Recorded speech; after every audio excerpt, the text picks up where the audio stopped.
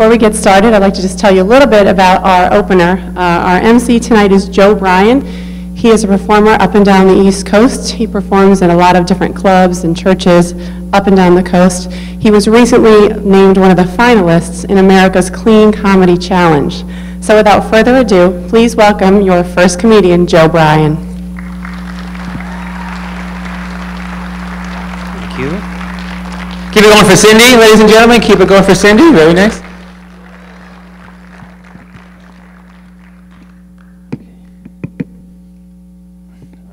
How's everybody doing tonight? Good. Give yourselves a nice round of applause for coming out, supporting live comedy. We do appreciate it here. You guys in for a great show this evening. Terry Granahan is here. She'll be out in a few minutes. She'll be out here. Give her a round of applause. She'll be coming out. Your headliner, national headliner, David Farrell is here. Give him a nice round of applause. You guys are in for a great show. My name is Joe Bryan. I went shopping at Wegmans. Any Wegmans fans here? Anybody like to go to Wegmans? Yeah? Yeah? And I was using a coupon to buy cereal. And there's a line on the coupon that says, good only on product indicated. Right? Any other use constitutes fraud. And I'm thinking, you know what, fraud for misusing a coupon? That means you can go to jail for this. Hey, what are you in for, murder? You, bank robbery? What about me? Yeah, coupon fraud. Yeah, that's right. I'd rather buy the 12-ounce box of cereal instead of the 18. You don't want to mess with me. I am grocery gangster. This is how I operate. I will buy a mattress and immediately remove the tags. I'll record a baseball game and watch it without the written consent of Major League Baseball.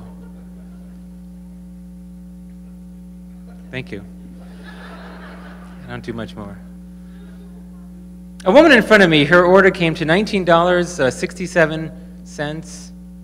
She says, wow, that's the year I was born. I couldn't come up with that same amount if I tried. And I'm thinking, we don't have to try. Just look in your grocery cart and buy the same exact items next time. I'm sure the amount will be $19.67, unless you're using a coupon. I ordered a tall iced coffee from Starbucks. And the cashier said it would be $2.01. Now, I knew I didn't have the penny. But instead of just saying that, I fished through my pockets hoping a penny would magically make an appearance. Well, I know it's here somewhere. I made sure I brought change today. I do this to get out of paying the penny. I did the same thing at work. My boss would say, Joe, did you finish the report? Instead of just saying no, I would fish through my files, hoping the report would magically make an appearance. Well, I know it's here somewhere. I made sure I brought it today. I do that to get out of work, until eventually I'm just out of work. Thank you. Thanks. I do a lot of driving. I just bought an XM satellite for my car. And I love the variety of stations and commercial-free music. But what I don't like are the price increases the past 3 years. Right, so I called customer service. I said, the first year I paid $10, the second $12, and now $15. She said, yes, that's right, and next year you'll pay $18. I said, another price increase? Are you serious?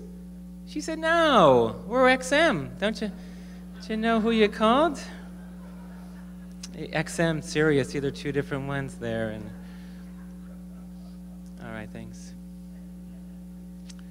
I recently was in need of tires, and I saw a sign that read, buy 3 tires, the 4th is free. My dad said, well, that's a scam. The 4th tire is not free. They're inflating the price of 3 tires so the 4th seems free. Right? They're jacking up the price of 3 tires to make you think the 4th is free. Well, I should listen to my dad, because buying those tires really flattened out my checking account. I have no money to spare. Now all I have for breakfast is coffee. I can't afford the donut. You see all tire references there. That's what that was right there. Thank you. I bought a car and was convinced by the dealer to get gap insurance. Yeah. I have a $20,000 car loan. If my car is stolen or totaled, and the insurance company only pays $16,000, right, gap insurance covers the remaining $4,000.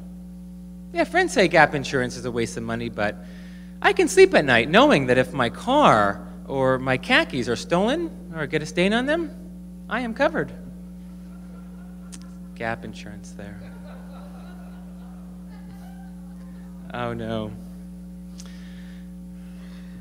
On my keychain, I have a lock and unlock button on one side and a panic button on the other. The dealer said, if you ever find yourself in a scary situation, just hit the panic button and the perpetrator should run away. And he was right. About a month later, I was getting out of my car and my mailman hit me with my first car payment, and I was scared. I knew I didn't have the money. So I hit the panic button, he took off. Never saw him again. So it works. I was in search of a good pair of jeans, and the salesperson showed me a pair worn by Justin Timberlake. Yeah. Then I saw the $200 price tag and thought, well, they are good jeans. And I was told that the key to a long, happy life is good jeans. So I bought them. Yeah.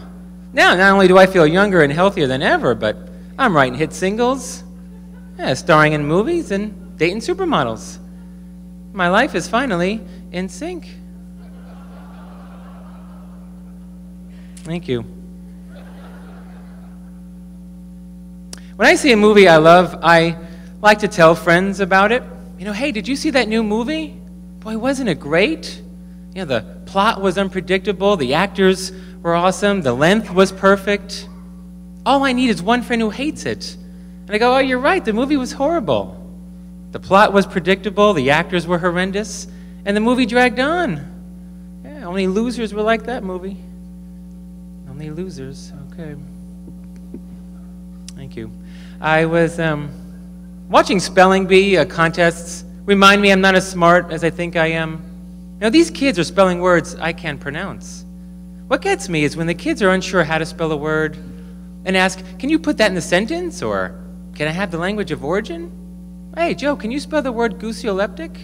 Well, can I have the language of origin? It went from Greek to Latin and means having a pleasant flavor.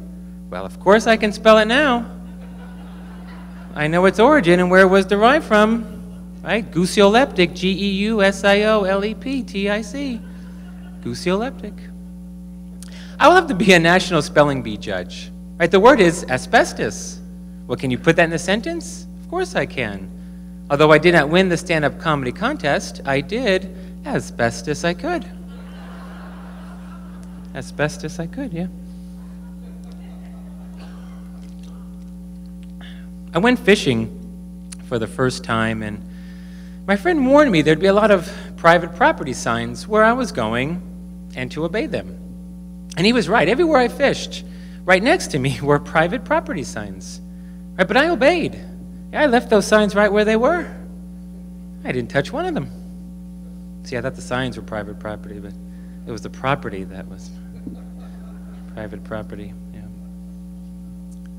You guys like to watch tennis? Any tennis people here? Anybody like to watch? Yeah? You guys like to? 2 people. Great. This is good. This is going to be a heck of a crowd. I was watching the tennis U.S. Open. And as the match concluded, you know, the guy who won threw his racket in the air in celebration. Yeah. I've had my oil changed 1,000 times. Not once did I see the mechanic throw his wrench in the air in celebration. You know, never saw a doctor throw a scalpel after a successful surgery. Never saw him throw the scalpel, you know. Okay. What else? I was watching golf's U.S. Open, and I noticed that the crowd would clap every time a golfer hit off the tee. Right? It's not like the ball is moving or the distance to the hole changes. Right? And why did the announcer speak in a hushed tone? Did you see the way he hit the ball? He might go 2 strokes under par. I love to hear the announcers in other professions. Did you see the way the teacher opened the textbook and is reading to the class? She might finish the lesson 2 minutes under par. Baseball announcers frustrate me. When they go off on how great a player is for doing his job, right, Hank has hit successfully in his last 5 at-bats. Yeah, once he starts stealing bases, the sky's the limit. He's supposed to hit the ball and steal bases. It's not something to be applauded. I never heard, well, Kevin has made it to his cubicle safely the past 5 days. Yeah, once he starts getting back from lunch on time, the sky's the limit for this guy. Or they will make excuses. Well, this player doesn't perform well in the beginning of the season, but he is super in September. My mom, thankfully, is a breast cancer survivor. Yep, and it would not have been comforting, though, if the nurse came out and said, "Sorry, Joe, boy, your mom didn't make it." Well, Dr. Lucci doesn't perform well in the beginning of surgery season. Yeah, had your mom had her surgery in September, she probably would have made it. He is super then. Okay, but she's still alive. It's okay. You can laugh. She's 5 years. She's good. So, yeah, well, thank you. You didn't laugh at the joke, but hey, thanks for the laughing at her radiation treatments. This is nice. I have this thing against buying shirts I try on. I went into Eddie Bauer. I tried on a couple of different shirts, found the size and color I wanted. Then I put back that shirt and bought one I didn't try on. Yeah, because in my mind, I'm thinking, well, I already wore this shirt around the store. It's no longer new. All right, why would I pay full price for a used shirt with a stretched out collar? I have a dog. I saw this ad in the paper, free dog to a good home. That's the ad I read in the paper, free dog to a good home. What does that mean? Nice siding? Could you imagine a guy going, honey, I don't know. The windows look drafty, the carpets are worn, appliances are outdated. I don't feel comfortable giving him the dog. First house we went to, the guy seemed shady and a bit scary, but he's got a spotless sink and a comfy couch. I have a 40-pound collie named Brady, and because I love my dog and I live on a busy street, I decided to buy an invisible fence. After 15 minutes, the guy's knocking on my front door, telling me he's finished. Right? On the inside, I'm thinking, well, this guy's ripping me off. But how can I know for sure? It's an invisible fence. So I said, I don't see anything. He said, that's because it's invisible. It's there. Just trust me. Right, so the guy calls me up a week later. He's upset, saying that he got an envelope. He didn't see a check inside. I said, that's because it's invisible. It's there. Just trust me. Thank you. I went to the drugstore to pick up some throat lozenges. Each lozenge contains both active and inactive ingredients. Right? Inactive ingredients, if they're inactive, what are they doing? Why are they in my lozenge? I don't want any lazy ingredients in my lozenge. Actually, though, an inactive ingredient is used as a carrier for an active ingredient. They help active ingredients stay active. So next time your boss tells you that you're lazy, you just say, I'm not lazy, I'm inactive. I'm helping you stay active and productive. If it wasn't for my inactiveness, this company would collapse. Yeah. But a lot of these medicines today have side effects. You ever see this? Side effects, like Chantix, help you quit smoking, but suicide is a side effect. That's really great. Suicidal thoughts, yeah. Where'd Bob go? I think with the dicks. We haven't seen him. We don't know. But side effects. So with side effects, you're trading one symptom for another. I never heard a doctor say, well, I can fix your broken arm, but I'll have to fracture your foot to do so. I can fix your left arm, but you're going to walk with a limp.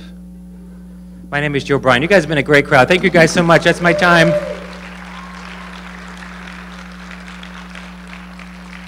Okay, coming to the stage is a very good friend of mine. We performed together. She's very funny. She's been on MTV. She's a regular at Wisecrackers. Ladies and gentlemen, please put your hands together for Terry Granahan, ladies and gentlemen. Terry Granahan.